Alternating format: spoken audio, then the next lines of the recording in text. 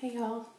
I am going to deviate a lot from the general format of what I've been doing, 2 whole videos, to give you today a mild rant about bread, proofing, and the life lesson that we can learn from yeast. So my sister-in-law is throwing a little get-together tomorrow. She's making matzo ball soup, and I'm very excited because I've never had matzo ball soup before, and I like trying new things.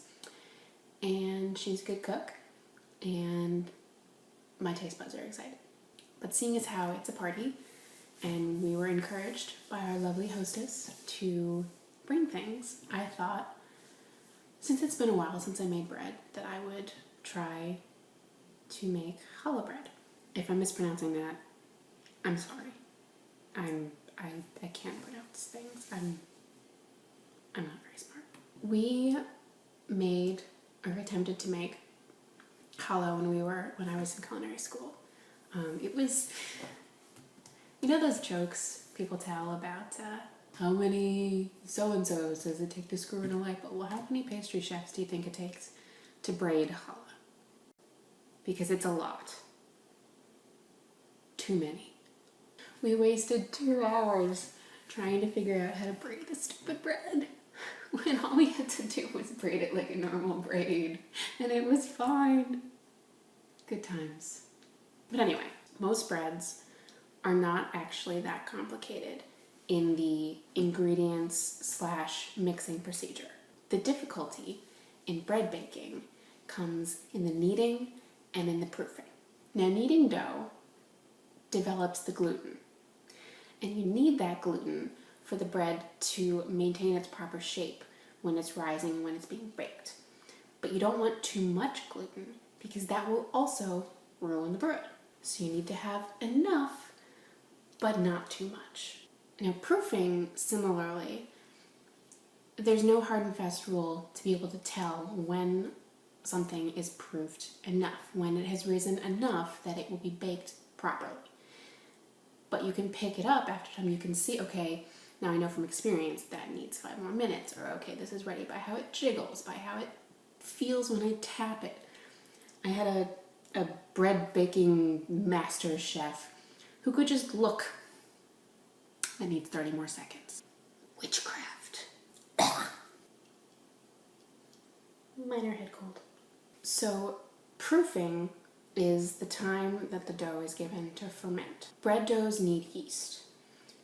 Yeast is a fungus, and what it does inside the bread dough is, imagine these little itty bitty dudes. They're running around and they're eating up all of the sugars and starches in your bread dough. And the byproduct of that, basically their poop, everybody poops, is carbon dioxide. And a little bit of ethanol, alcohol. These gases that are being released, the poop gases, they're what causes your bread to rise, because the gas expands, things rise, and then that gluten that you created, that's a network that keeps the gas trapped inside. So if there's not enough gluten, the gas will escape. Oh no. But if there's too much gluten, it won't be able to rise, so it'll just you won't get an A on that test. The thing about proofing is you can't rush it.